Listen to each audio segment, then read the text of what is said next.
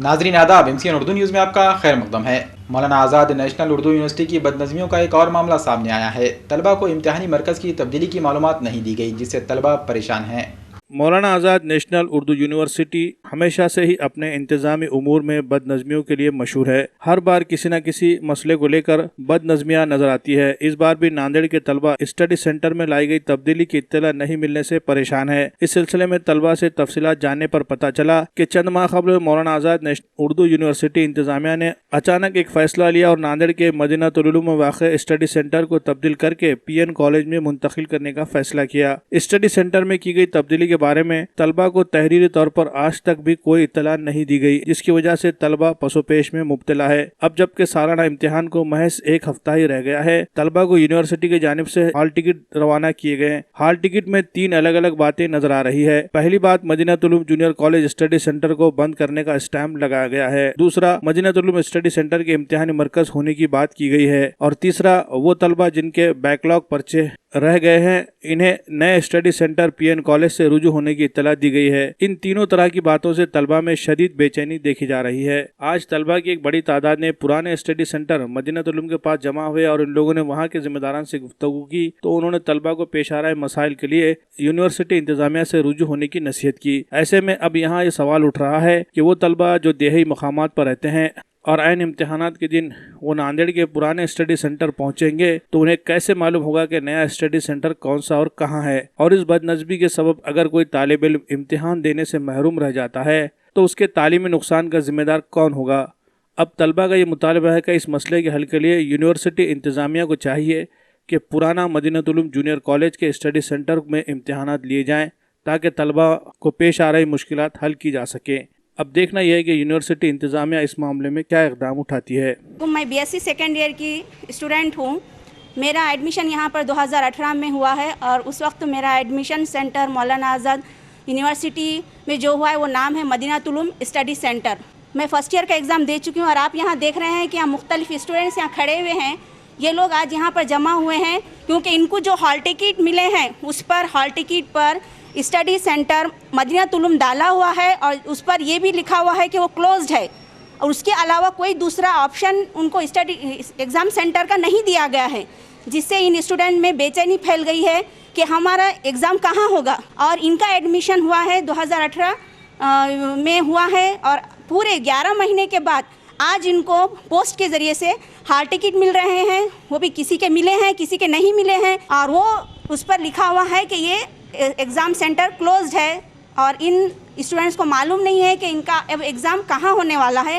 ان میں بے چینی پھیل گئی ہے۔ اور میں BA تھرڈ ایئر کی اسٹوڈنٹ ہوں۔ میں نے 2018 میں یہاں سے فارم بھرا تھا، لیکن ابھی جو مجھے ہال ٹکٹ وصول ہوا اس ہال ٹکٹ پر مدینہ العلوم کالج کا اسٹمپ ہے اور اس کے اوپر کلوز ہے اور اس کے اوپر نیا جو بھی نیا سینٹر بنا نہ اس کا کوئی تحریری اسٹمپ ہے نہ ہمیں آج تک 11 مہینے ہو گئے میرا ایڈمیشن لے کر، لیکن مجھے اور میرے دوسری طالبہ بھی ہیں، بہت سی بچیوں نے ایڈمیشن لیا ہے لیکن ان کو کوئی اطلاع نہیں کہ نیو جو سینٹر ہے وہ کہاں ہے۔ ابھی ایگزام کے ٹائم پہ ہم کو جو ہال ٹکٹ وصول ہو رہے ہیں اس کے اوپر کلوز آ رہا ہے، لیکن اس کے اوپر یہ نہیں بتایا گیا کہ ہمارا نیو سینٹر کہاں ہے۔ ابھی جو آس پاس کی دیہات کی لڑکیاں ہیں اور جو دوسرے شہر سے ایگزام دینے یہاں پہ آتی ہے گاؤں سے، تو ان کو اگر عین وقت پر یہ پتہ چلتا ہے کہ ان کا یہ سینٹر کلوز ہو گیا تو وہ ایگزام دینے کے لیے کہاں جائیں گی۔ تو اس کے لیے ہمارا یہ مطالبہ ہے کہ ہمارا جو پرانا اسٹڈی سینٹر ہے اسی پر اگر ہمارا ایگزام لیا جائے تو بہتر ہوگا اور دوسری بچیوں کے لیے بھی بہت آسانی ہوگی۔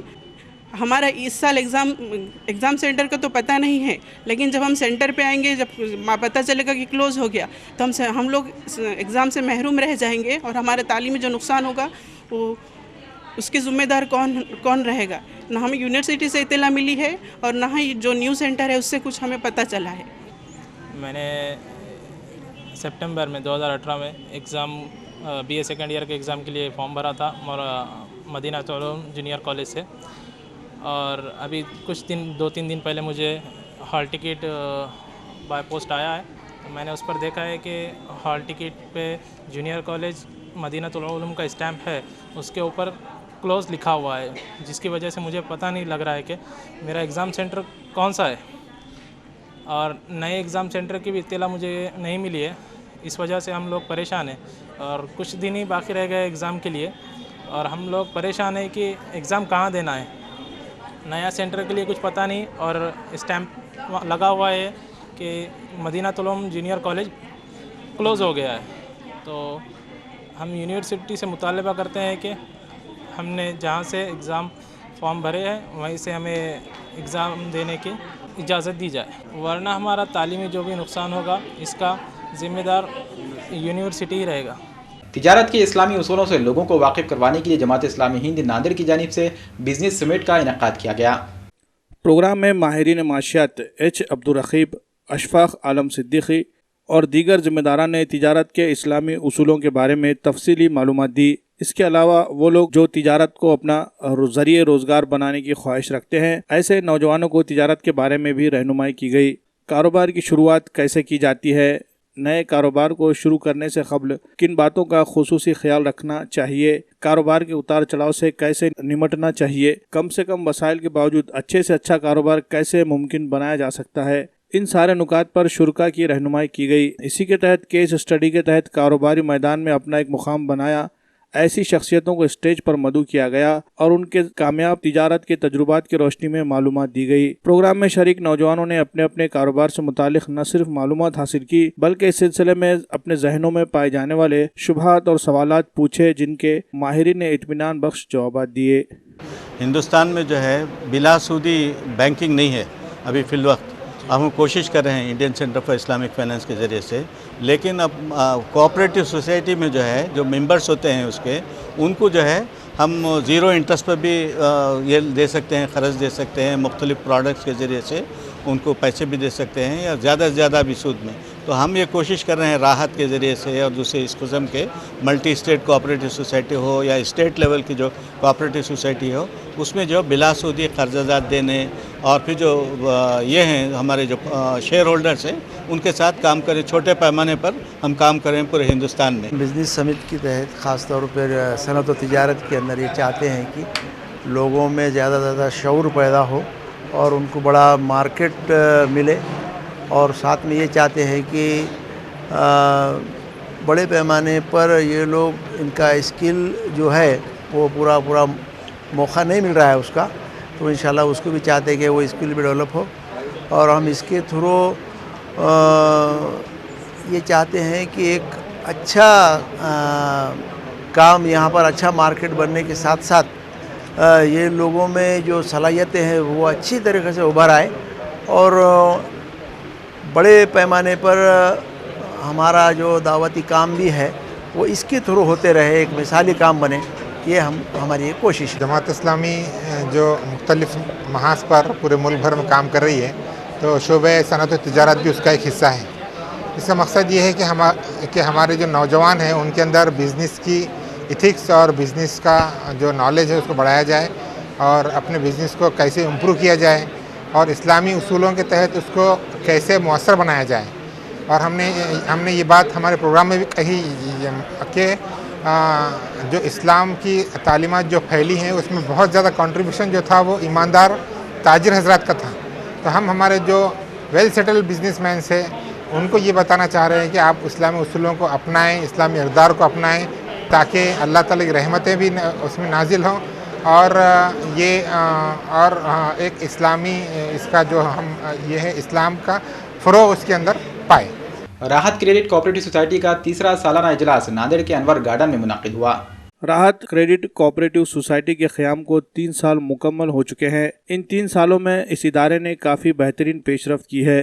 راحت سوسائٹی کا قیام کا مقصد معاشرے کو سود کی لعنت سے پاک کرنا اور موجودہ سودی مالیاتی نظام کے متبادل کے طور پر غیر سودی اسلامی نظام مالیات کو پیش کرنا ہے. اسی مقصد کے پیش نظر راحت کریڈٹ کوآپریٹو سوسائٹی کام کر رہی ہے. پچھلے 1 سال کے دوران ادارے کی کارکردگی کے بارے میں معلومات دینے کے لیے آج انور گارڈن میں تیسرا سالانہ اجلاس عام کا انعقاد عمل میں آیا. راحت سوسائٹی کے صدر ڈاکٹر ایم اے بصیر کی صدارت میں منعقدہ اجلاس میں مہمان خصوصی کے طور پر general secretary Indian centre for Islamic finance H Abdulraqeeb, Jamiat Ulama کے ضلع صدر مولانا آصف ندوی، جماعت اسلامی کے ریاستی مجلس شورا کے رکن ایم اے جلیل کو مدعو کیا گیا.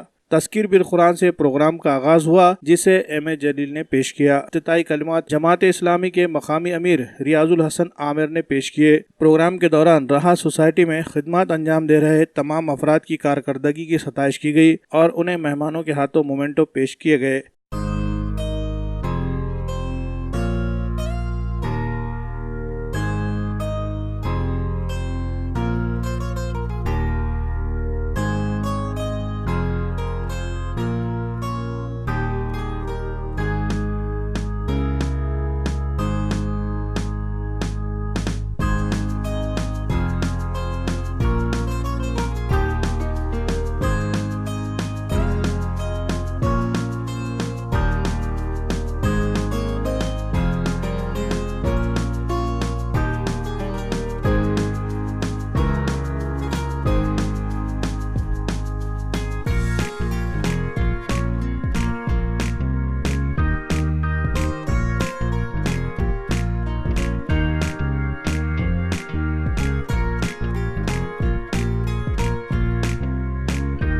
پروگرام کے دوران راحت کریڈٹ کوآپریٹو سوسائٹی کی سالانہ کارکردگی پر مبنی ایک ڈاکومنٹری فلم بھی دکھائی گئی۔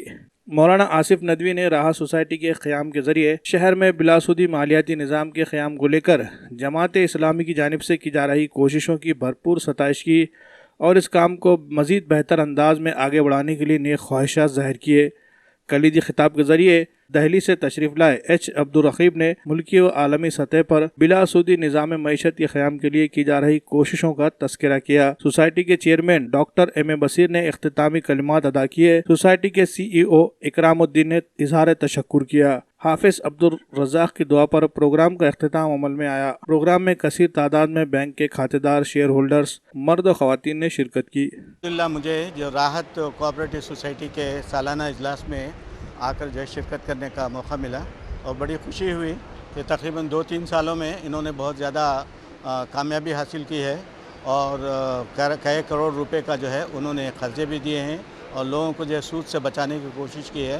یہ بہت ہی قابل مبارکباد ہے اور اس طریقے کی سوسائٹیاں جو ہے مہاراشٹر میں کئی جگہوں پر کام کر رہی ہے، تو یہ بھی الحمدللہ آگے بڑھ رہے ہیں۔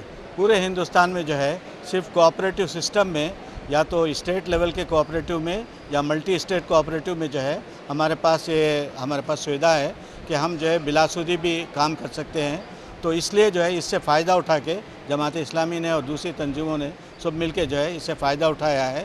تو مثلا ہمارے تمل ناڈو اور کیرلا میں سنگمم کے نام سے، اور پھر آندھرا پردیش میں اور تلنگانہ میں جو ہے خدمت کے نام سے، اور شمالی ہندوستان میں الخیر کے نام سے، مہاراشٹر اور دوسری جگہوں پہ جن سیوا کے نام سے لوگ کام کر رہے ہیں۔ تو یہ سارے کام جو ہے چھوٹے پیمانے پر ہو رہے ہیں، یہ اس لیے کہ جو ہے یہی ایک راستہ ہمارے پاس موجود ہے۔ حالانکہ ہم کو جو ہے دنیا بھر میں جو ہے اسلامک فائنانس اور بینکنگ کے نام سے دنیا کے 75 ممالک میں کام کر رہے ہیں۔ کوآپریٹو سوسائٹی کی آج تیسری سالانہ میٹنگ ہوئی، جنرل باڈی میٹنگ۔ اس میں الحمدللہ گزشتہ سال کی کارکردگی پیش کی گئی اور الحمدللہ جو لونز اور ریگولر ہمارے شیئر ہولڈرز ہیں اس کی تعداد میں گزشتہ سال سے اس سال دگنا سے زیادہ اضافہ ہوا ہے، اور ساتھ ہی اب آنے والے سال میں ہم گولڈ لون اور اسی طرح سے مہیلا بچت گٹ یہ شروع کرنے کے عزائم رکھتے ہیں۔ امید کرتے ہیں ہم کہ ناندیڑ میں اس کریڈٹ کوآپریٹو سوسائٹی کے ذریعے سے ضرورت مند لوگوں کی ضروریات کو ہم پورا کرنے کی حتی المقدور کوشش کریں گے۔ MCN اردو نیوز میں آج بس اتنا ہی، کل پھر ملاقات ہوگی۔ آداب۔